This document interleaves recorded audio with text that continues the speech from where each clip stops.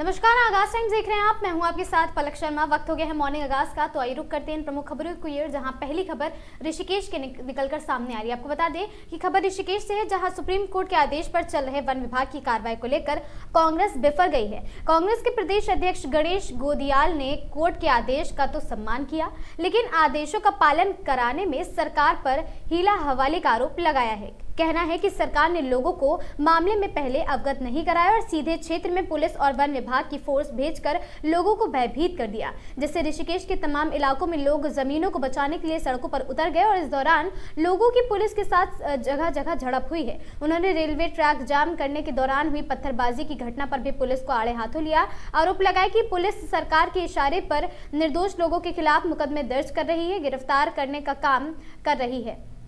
साथ ही कोतवाली में हिरासत में लिए गए लोगों से मुलाकात नहीं कराने पर भी कांग्रेस के प्रदेश अध्यक्ष नाराज नजर आए। उन्होंने निर्देशों पर कार्रवाई होने पर आदेश करने की चेतावनी दी है। बता दें कि कांग्रेस प्रदेश अध्यक्ष गणेश गोदियाल आज ऋषिकेश पहुंचे। सबसे पहले उन्होंने बापू ग्राम में पीड़ित लोगों से मुलाकात की और उन्हें हर संभव मदद का भरोसा दिया है।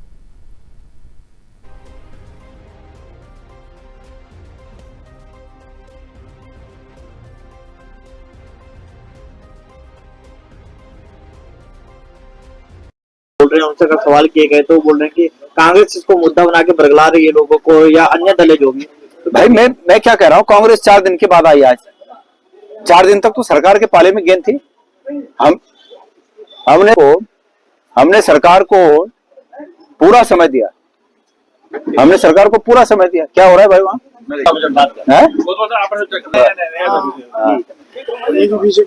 तो सत्ता में बैठे लोग तो सत्ता में बैठे लोग आप लोगों का आरोप लगा रहे हैं, क्या नहीं? आरोप किस बात का आरोप लगा रहे हैं? हमने 4 दिन समय दिया सरकार को, सरकार आके इसकी सुलह करे। मैं तो आज भी सरकार को रास्ता बताया हूँ कि भाई सुप्रीम कोर्ट का जो आदेश है, मैंने पढ़ा, पूरा आदेश पढ़ा मैंने, 2 पेज का आदेश है और आदेश में ये फाइनल आदेश नहीं है, ये प्राइमरी आदेश है और उसमें ये कहा गया है कि रिहायशी घरों को छोड़कर तो सरकार अगर उन लोगों से बातचीत करती कि भाई तुमको कुछ नहीं होने वाला है तो ये पंगा ही नहीं होता।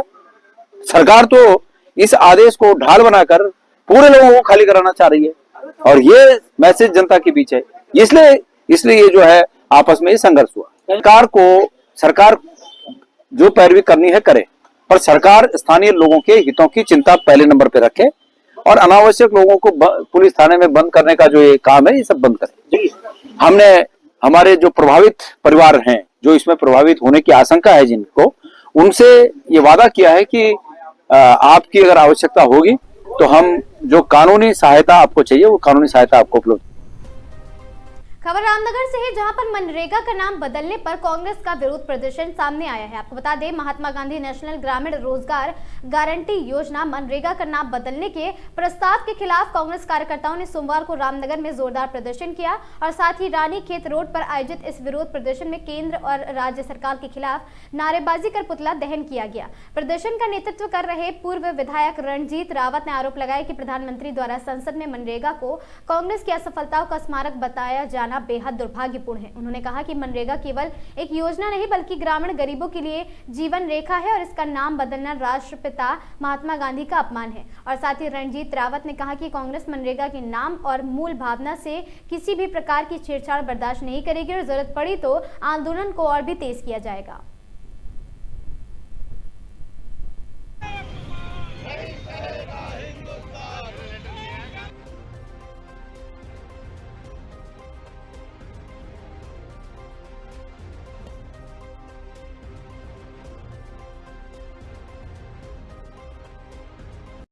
राष्ट्रीय ग्रामीण रोजगार योजना जो मनरेगा के नाम से मशहूर थी, जिसे वर्ल्ड बैंक ने भी दुनिया की सबसे बड़ी रोजगार देने वाली योजना बताया और जिसने अपने आप को कोरोना में सिद्ध भी किया। कोरोना में जब रोजगार के हर रास्ते बंद हो गए थे, फैक्ट्री से लेके स्कूल कॉलेज दफ्तर दुकान जब बंद हो गई थी, तब मनरेगा ही थी जो ग्रामीण क्षेत्रों में लोगों को रोजगार उपलब्ध कराने का काम कर रही थी।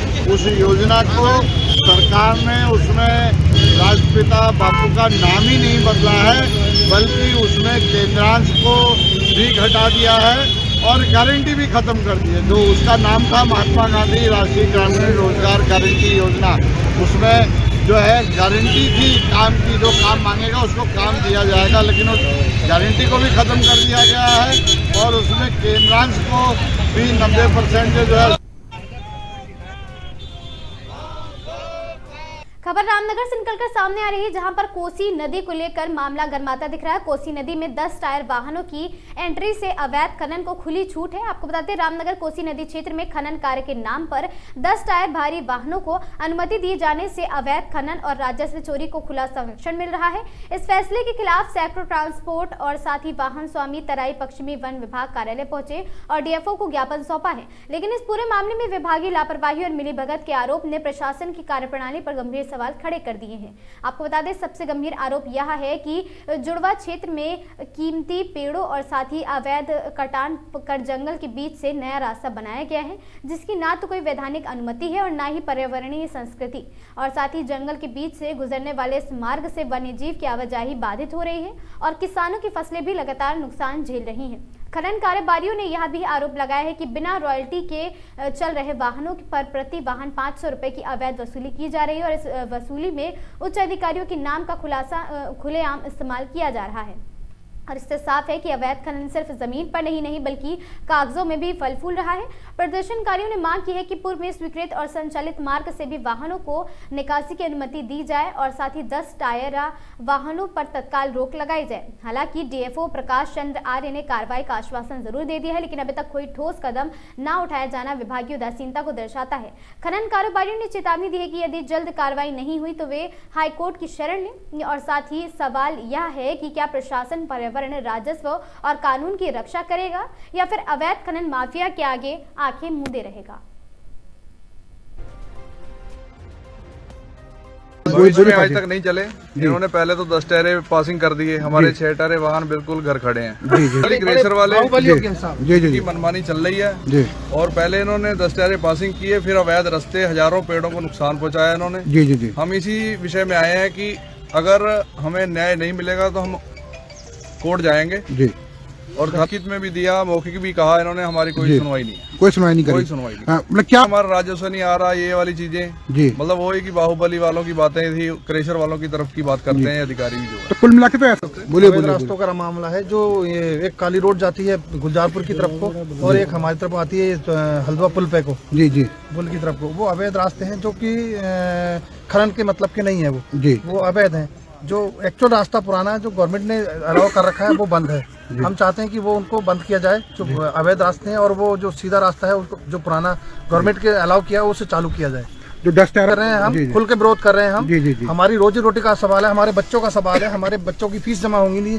खबर जसपुर से है, जहां पर वोटर आईडी को लेकर विधायक ने तहसीलदार से मुलाकात की है। आपको बता दें जसपुर विधानसभा क्षेत्र में नए मतदाता पहचान पत्र वोटर आईडी बनाने और नाम की गड़बड़ी के शुद्धिकरण को आम जनता को हो रही दिक्कतों को गंभीरता से लेते हुए विधायक आदेश सिंह चौहान ने पालिका के सभासदों के साथ तहसीलदार दिलीप सिंह से मुलाकात की है। बैठक में विधायक चौहान ने कहा कि नए मतदाता पहचान पत्र वोटर आईडी बनाने और नाम की गड़बड़ी के शुद्धिकरण में आम जनता को परेशानी का सामना करना पड़ रहा है। इस गंभीर मुद्दे पर उन्होंने तहसीलदार एवं डाटा ऑपरेटर से विस्तृत चर्चा की और समस्या का त्वरित समाधान करने के निर्देश दिए हैं। वहीं तहसीलदार दिलीप सिंह ने कहा कि जहां कुछ खामियां हैं उनका सुधार करते हुए लोगों को नए मतदाता पहचान पत्र वोटर आईडी बनाने की नाम और साथ ही नाम की गड़बड़ी के शुद्धिकरण किन किन कागजों को लगाना है इसके लिए बात की गई है।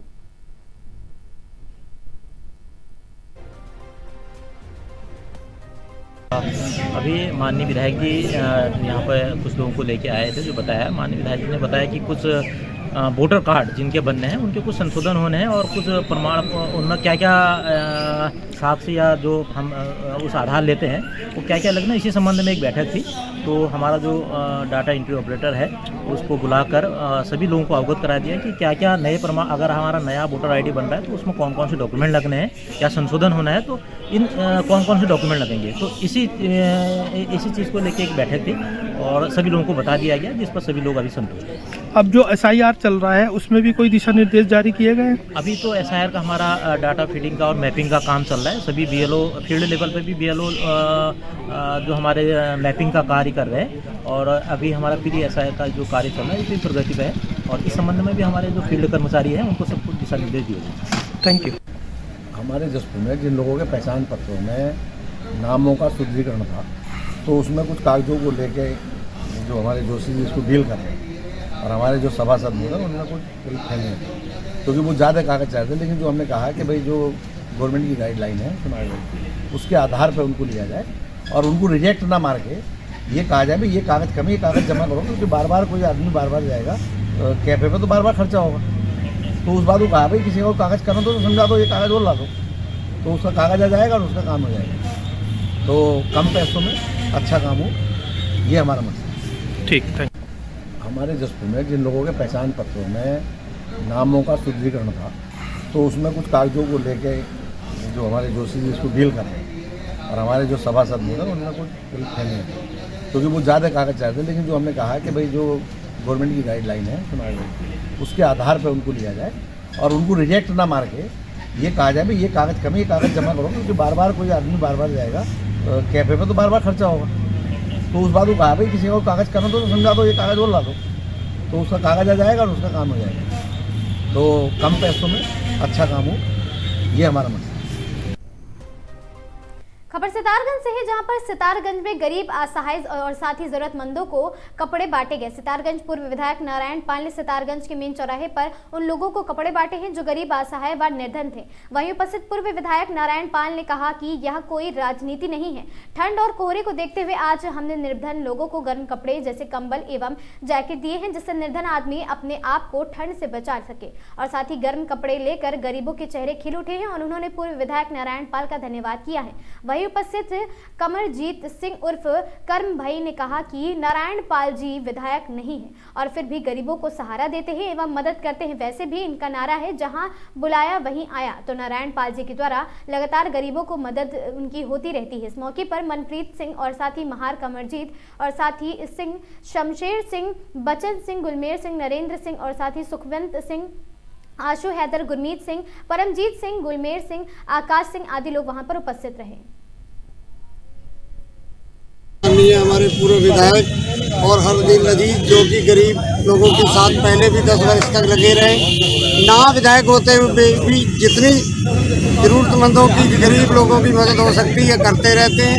आज हल्द्वानी से जब चले तो इनके मन में इच्छा जागी, सलाह हम लोगों ने दी कि भाई साहब ठंड बहुत ज़्यादा है, तो उसको देखते हुए भाई साहब ने तुरंत बोले अपने लोगों को, जिन लोगों के पास, जरूरतमंद लोगों के पास कंबल या जैकेट नहीं है उनको जैकेट दिए गए हैं। और जैसा कि भाई साहब ने बताया, आने वाली लोहड़ी, मकर संक्रांति वाले दिन भी मतलब ज़रूरतमंद लोगों को कंबल और जैकेट दिए जाएंगे, क्योंकि सामाजिक कार्यों में भाई साहब बढ़ चढ़ कर हिस्सा लेते हैं और हमेशा ही गरीब के साथ खड़े रहते हैं। जिसके साथ अन्याय होता है माननीय विधायक नारायण पाल जी वहाँ पहुँचते हैं। और उस संदेश कोई ऐसा वो नहीं है, हर ठंड है, हम भाई ये हमारे लोग हैं और अगर ठंड हो रही है तो एक भावना की बात है, इस सर भावना की बात है। भावना के हिसाब से बहुत सारे कंबल और जैकेट दिए हैं लोगों को, तो इसमें कोई राजनीतिक या सामाजिक ऐसी बात तो है नहीं। भाई ठंड लग रही है, जहाँ हमें 2 स्वेटर पहने हुए हैं और ये ट्रैक सूट पहने हुए हैं, तो ठंड सबको लगती है, इसमें कोई नई बात नहीं है। और मैं तो 25 साल से कर रहा हूँ, पूरे विधानसभा क्षेत्र बांटी है। और हमारे जो ग्रुप है, माल ग्रुप, उसमें तो 5000 कंबल पानीपत से मंगाए। ये तो इनका नारा ही है कि जहाँ बुलाया वहीं आया। आज इन्होंने देखा कि हमारी विधानसभा में कि ठंड का मौसम है, तो इन्होंने आके यहाँ ज़रूरतमंद लोगों को कंबल और जो है जैकेट इन्होंने दी हैं। और वैसे भी पाल जी का रहा है ज़रूरतमंद लोगों की, और हर जगह मतलब ज़रूरत पूरी करते हैं और जगाते हैं। हर किसी के मान सम्मान में ये साथ खड़े होते हैं और गरीबों को ये मसीहा है। और कहीं भी किसी को ज़रूरत है, ये कंधे से कंधा मिला के चलते हैं। और ये लोगों ने इनको 10 साल देख रखा है पहले भी, और आने वाले टाइम में जो है सितारगंज की जनता के साथ भरपूर तैयारी है। आप देख लीजिए, जब मतलब सन्नाटा है, इसका मतलब है कि कहीं ना कहीं जो आने वाला टाइम है, इसका जो 2027 का परिणाम आपको पता चलेगा। और जो है जनता चाह रही है, परिवर्तन चाह रही है।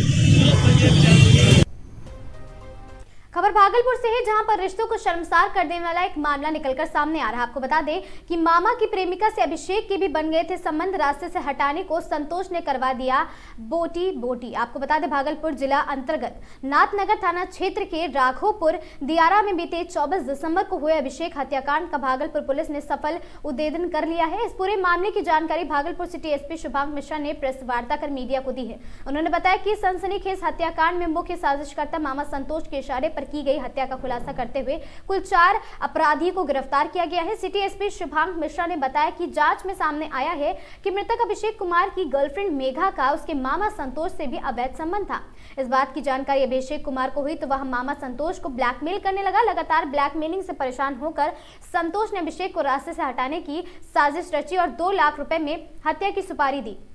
और साथ ही प्रेस वार्ता में सिटी एसपी शुभांग मिश्रा ने बताया कि साजिश के तहत 24 दिसंबर 2025 को राघोपुर दियारा में अभिषेक की गोली मारकर हत्या कर दी गई। घटना के बाद मृतक के पिता तारणी दास के बयान पर नाथनगर थाना में प्राथमिकी दर्ज की गई और साथ ही वरीय पुलिस अधीक्षक हृदयकांत के निर्देश पर गठित विशेष जांच टीम ने तकनीकी साक्ष्य और साथ ही CCTV footage, call detail record और मानवीय सूचना के आधार पर पूरे मामले का सफल उद्भेदन किया है। गिरफ्तार अपराधियों में ऋतिक कुमार उर्फ रितेश, रवि कुमार मंडल, आयुष प्रताप और सतीश कुमार शामिल हैं, जो नाथनगर थाना क्षेत्र के विभिन्न गांवों में निवासी बताए जा रहे हैं।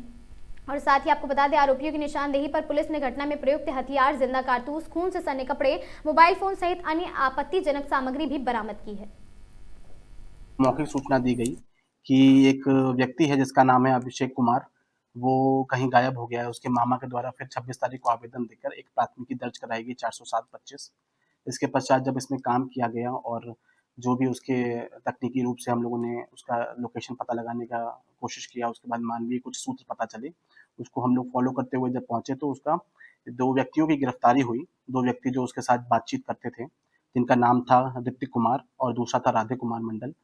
इन लोगों से जब गहन रूप से पूछताछ करी गई तो उनके द्वारा यह बात बोली गई कि उस व्यक्ति को पैर में गोली मारकर उसको किसी पोखर में डाल दिया है। जब पोखर से जाकर हम लोगों ने शव निकाला तो देखा कि उसका जो सिर है वो धड़ से अलग किया हुआ था, दोनों पैर काटे हुए थे, पैर में गोली भी मारी हुई थी।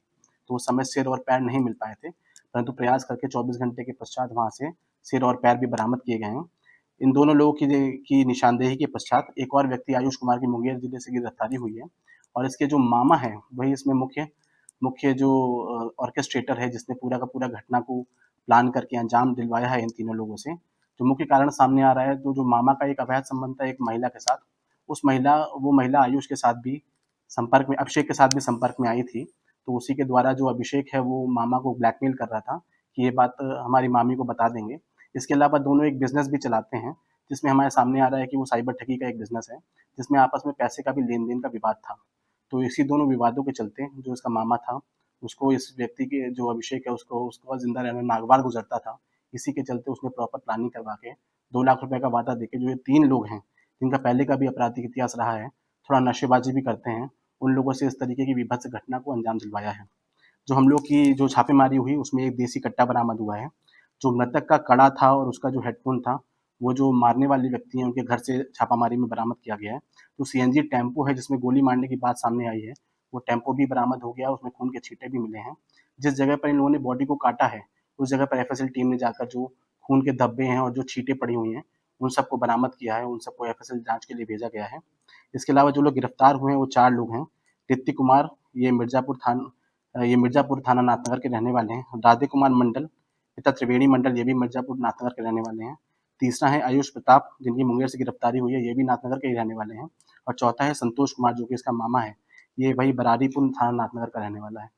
तो इस विभत्स घटना को अंजाम देने में ये 4 लोगों को जेल भेजा जा रहा है और आगे भी इसमें जो हम लोग एफएसएल से चीज़ें प्राप्त करके इसमें जल्दी से जल्दी स्पीडी ट्रायल करा के इसमें सजा दिलाने का प्रयास कर पाएंगे। सर 24 को शाहबाद के मुंशीपट्टी गांव में तीसरी बार क्विज प्रतियोगिता का आयोजन किया गया, जिसका सफल अनावरण हुआ। आपको बता दें भागलपुर सुल्तानगंज के शाहबाद मुंशीपट्टी गांव में प्रतिवर्ष की तरह इस वर्ष भी तीसरी बार आदर्श क्विज प्रतियोगिता का आयोजन किया गया। इस प्रतियोगिता में मुख्य अतिथि के रूप में स्थानीय विधायक प्रोफेसर ललित नारायण मंडल, थाना अध्यक्ष मृत्युंजय कुमार थे और आदर्श क्विज प्रतियोगिता में वर्ग 5वीं क्लास से सीनियर क्लास के बिहार एवं झारखंड के छात्र एवं छात्राओं ने भाग लेने पर मुख्य अतिथि के द्वारा पुरस्कार देकर सम्मानित किया। इस मौके पर आदर्श आदर्श क्विज प्रतियोगिता के आयोजन प्रभारी अमित कुमार, श्रवण कुमार और मंच संचालन कृष्ण कुमार शर्मा, मंचासीन सिकंदर पासवान, पूर्व नगर परिषद सुल्तानगंज के सभापति प्रत्याशी जवाहरलाल मंडल, पूर्व विधायक प्रत्याशी सह भाजपा नेता रवि कुमार सुमन उर्फ अरुण मंडल, नवादा मुखिया प्रतिनिधि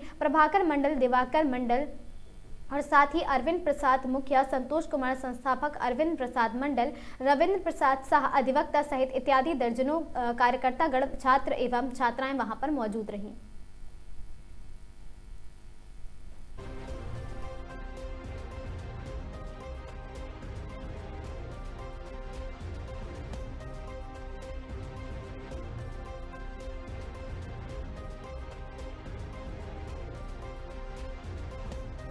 आदर्श क्विज में आदर्श क्विज हो रहा है अभी। हाँ, कहाँ के छात्र छात्राएं भाग? हर जिला से लगभग बांका जिला, भागलपुर जिला, मुंगेर जिला से अभी तक मतलब आ रहे हैं।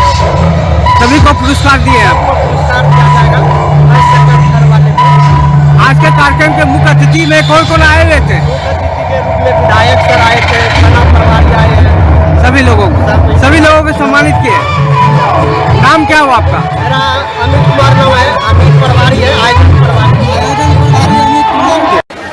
अन्य सिकंदर पासवान जी, अन्य सभी गणमान्य सम्मानित बंधु मित्र और आगे नौनिहाल बच्चे और प्रतियोगी प्रतिभागी, आप सबों से मेरा तो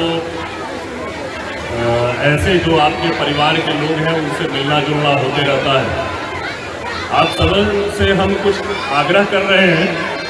पहली चीज़ की आप पढ़ाई में वो चीज़ रखिए कि क्या हमें नहीं पढ़ना है, क्या पढ़ने से बहुत सारे लोग ऑनलाइन आजकल अपना 1.5 घंटे का व्यू पॉइंट बढ़ाने के लिए, आधे घंटे का व्यू पॉइंट बढ़ाने के लिए वो अनावश्यक आपके समय को लेकर के जाते हैं। आप इन चीज़ों को जानिए कि हमें क्या पढ़ना है प्रतियोगी परीक्षा के लिए। हर चीज़ों का एक सिलेबस होता है, उस सिलेबस से बाहर नहीं जाइए, रील की दुनिया में मत जाइए, व्हाट्सएप के ऊपर जो फैलाए गए हैं उन पर मत जाइए, मूल किताबों को पढ़िए। और आपके लिए सबसे बेहतर ये है कि आपका जो ये सुल्तानगंज है, यह पूरे बिहार में हमको लगता है कि सबसे ज़्यादा विकसित जगह होने वाला है। एक छोटे से जगह में हम इस जगह पर बहुत पहले से हम आ रहे हैं, लेकिन आपके चूंकि ऐसा इसलिए है कि आपके विधायक जी एक शिक्षक रहे हैं और शिक्षक इतने बड़े चीज होते हैं कि पहले फिल्में बनाई जाती थी शिक्षक पर। आज आपके पास एयरपोर्ट होने जा रहा है, आज आपके पास 4 लेन है, आज आपके पास मैरिन ड्राइव होने वाला है, आपके पास ये विश्व की सबसे बड़ी धार्मिक स्थल है। आप इन जगहों पर दूसरे लोग आपके जगह पर शोध करने आते हैं जहाज़ों में अपना करोड़ों रुपया खर्च करके। आप इन पर शोध की पुस्तकों को तभी लिख पाएंगे जब आप उसको प्रसारित करेंगे, तब उन एयरपोर्ट पर कोई आ पाएगा। नहीं तो आने वाले समय में दूसरे एयरपोर्ट जैसा हो जाएगा कि बाद में साप्ताहिक, पहले डे पर डे चलाया जाएगा, फिर साप्ताहिक चलाया जाएगा, फिर नहीं चलाया जाएगा। तो आपके एयरपोर्ट पर बाहरी विदेशी लोग तभी आएंगे जब इसको विदेश में आप प्रचारित करेंगे। उसके लिए आपके पास शिक्षा का पावर होना चाहिए और उसी पावर से आप सीख सकते हैं। तो इधर 5 वर्षों में जैसा हमेशा मैं आता था कांवर उठाने डाक बम के लिए, तो मुझे जो दिखता था उससे बहुत बदला है और हमको लगता है कि 5 सालों में और बहुत बदल जाएगा। तो वैसी परिस्थिति में आप अपने आप को बदलिए, नशा से दूरी करिए। ऐसा प्रण लीजिए कि आपके घर में आपके पिताजी, आपके बड़े भाई अगर नशा करते हैं तो उनसे घृणा करिए। अगर वो आपकी बातों को नहीं मानते हैं तो वो आपसे तरस जाए। उनको बेटी का प्यार नहीं मिले, बेटे का प्यार नहीं मिले, उनको भाई का प्यार नहीं मिले, यही मैं चाहता हूँ। और फिर अगले साल मैं यहाँ रहूँ, जहाँ रहूँ, मैं कोशिश करूँगा कि इस आयोजन में पुनः आऊँ।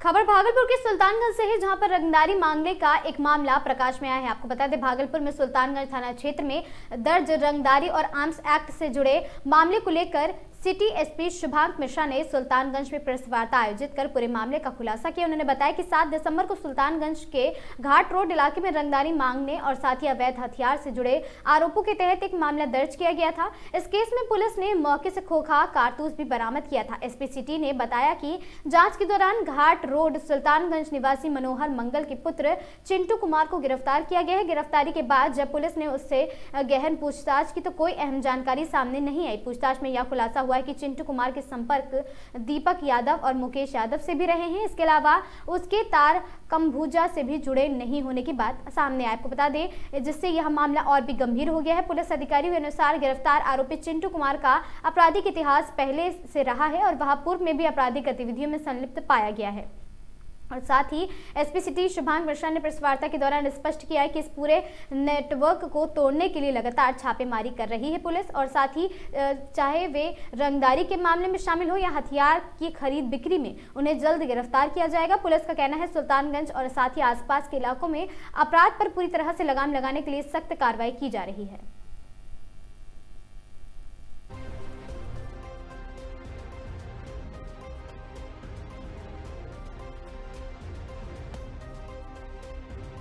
दिनांक 7 दिसंबर 2025 को सुल्तानगंज अंतर्गत घाट रोड पर रंगदारी मांगते हुए एक व्यक्ति के ऊपर फायरिंग की गई थी, जिसके पश्चात 562-25 केस दर्ज कराया गया रंगदारी और हत्या का प्रयास और आर्म्स एक्ट के अंतर्गत। वहां पर कुछ खोखे भी बरामद हुए थे। इसके पश्चात जो आदमी वहां से भागा था उसको चिन्हित करके हम लोगों ने पकड़ा है।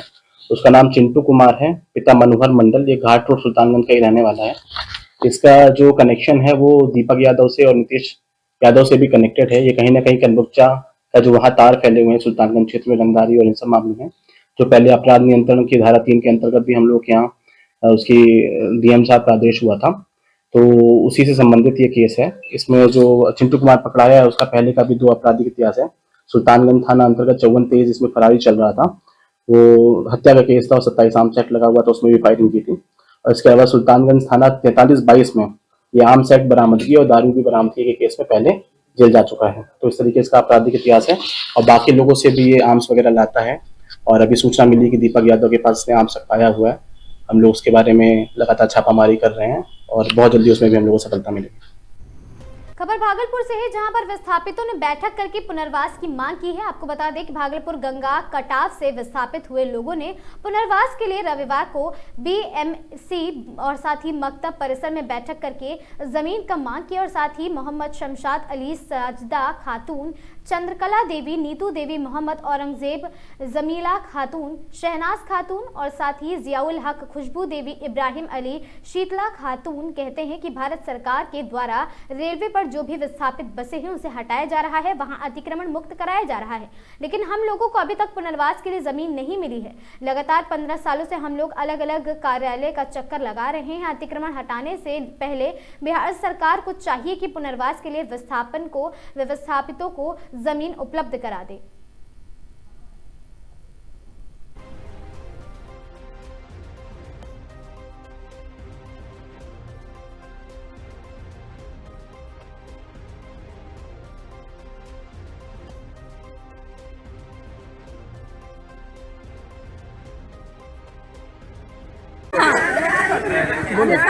बीएमसी मकतब नारायणपुर में इतने लोग एकत्र होकर बैठक कर रहे हैं। बैठक का उद्देश्य क्या है? बैठक का उद्देश्य यही है कि हम लोग गंगा कटाव से पीड़ित हैं। हम लोग बाढ़ पीड़ित से गंगा बाढ़ कटाव से पीड़ित हैं। कब कटा हुआ था? ये 1976 से ही कटा हुआ है। कितने व्यक्ति पीड़ित हैं अभी तक? अभी तकरीबन 500-600 आदमी जो रेलवे के बगल में नरकीय जीवन यापन कर रहे हैं, उनके पास अपना रहने के लिए बसोबास का जमीन नहीं है। हम लोग 20 सालों से संघर्ष कर रहे हैं, सरकार से रिक्वेस्ट कर रहे हैं हम लोगों को पुनर्वास का जमीन दे। अभी अचानक बैठक करने का क्या मतलब? अतिक्रमण मुक्त अभियान के अंतर्गत हमें रेलवे वाले को इधर उधर भगा रहे हैं। हमें भागने का कोई रास्ता नहीं। इधर गंगा है, इधर कोसी है, बीच में रेलवे है। आत्महत्या पुनर्वास के लिए कहीं आवेदन दिया गया? जी सर, अंचल अधिकारी को दिए, SDO साहब को दिए, डीएम। कितने दिनों से आवेदन दे रहे हैं? अभी तकरीबन 15 साल से आवेदन ही आवेदन दे रहे हैं। हमारे पास बहुत सारा पत्र है, उसका मीडिया का भी रिपोर्ट है मेरे पास, वगैरह वगैरह, जो कहते हैं सरकारी। कुछ विस्थापित को तो पुनर्वास के लिए जमीन मुहैया करवाया गया है। कुछ आदमी को अगर स्थापित किया गया है तो उसको जो है स्टे लगा हुआ है, उसको भी पुनर्वास पूरा नहीं मिला है। प्रस्तावित मॉडर्न पंचायत भवन निर्माण को लेकर एक अनोखा विरोध प्रदर्शन देखने को मिला। आपको बता दें खबर भागलपुर से है, जहां पर पीरपैती प्रखंड के हरिनकोल पंचायत में प्रस्तावित मॉडल पंचायत सरकार भवन के निर्माण को लेकर विवाद थमने का नाम नहीं ले रहा है। अनोखे विरोध प्रदर्शन के बाद अब इस मामले में एक नया मोड़ आ गया है। पंचायत के मुखिया दीपक कुमार सिंह की अध्यक्षता में सामुदायिक भवन में ग्राम सभा का आयोजन किया गया। ग्राम सभा में मुखिया ने आरोप लगाया कि पंचायत और ग्रामीणों की बातों को लगातार दरकिनार किया जा रहा है तथा नियमों की अनदेखी कर भवन निर्माण कराया जा रहा है। ग्राम सभा के बाद मुखिया और सैकड़ों ग्रामीण पंचायत सरकार भवन के प्रस्तावित निर्माण स्थल पर पहुंचे हैं, जहां लगभग 35 फीट क्षेत्र में मिट्टी भराई कर अतिक्रमण को मुक्त कराया गया। इस दौरान मुखिया दीपक सिंह ने प्रतीकात्मक विरोध जताते हुए दर्ज कराते हुए अपने माथे पर मिट्टी उठाकर खुद मिट्टी भराई की। उन्होंने कहा कि यह आंदोलन पंचायत के अधिकार और ग्राम सभा के निर्णय की रक्षा के लिए है। और साथ ही मुखिया दीपक सिंह ने आरोप लगाया है कि पंचायत सरकार भवन निर्माण में ठेकेदार और संबंधित अधिकारी मनमाने तरीके से कार्य करवाना चाहते हैं, जो किसी भी स्थिति में स्वीकार नहीं है। उन्होंने कहा कि हम और हमारे ग्रामीण श्रमदान के माध्यम से स्वयं मिट्टी भराई कर रहे हैं ताकि अतिक्रमण हटाकर पंचायत की भूमि को सुरक्षित कराया जा सके।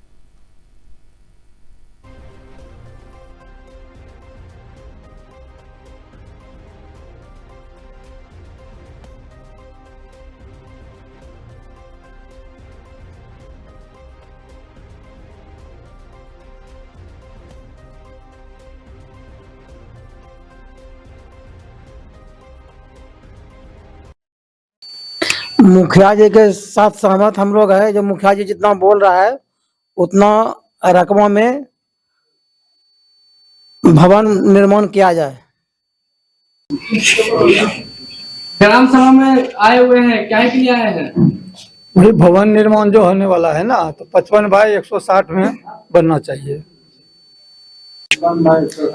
जितना भी मुखिया जी बोल रहे हैं ग्राम सभा में पारित हुआ है उतना ही लिया जाए। हम सब मुखिया जी के समर्थन में हैं, ग्राम सभा सबके साथ में है। ग्राम सभा में जो मुखिया साहब पास किए हैं उसी पे बनना चाहिए। मतलब आप लोग विरोध कर रहे हैं? ग्राम सभा ने पास किया है 55 फीट बाय 160 फीट में, जो जिसमें उसी में वो बने भवन, उसके लिए हम लोग साथ में हैं मुखिया जी के। बाकी जब 90 बाय 160 में बन रहा है उस पे आप लोग विरोध कर रहे हैं? हाँ, उस पे हम लोगों को विरोध है। मॉर्निंग आगाज की इन खबरों में आज के लिए बस इतना ही। ऐसी खबरों से लगातार जुड़े रहने के लिए बने रहें हमारे साथ और देखते रहें आगाज टाइम्स।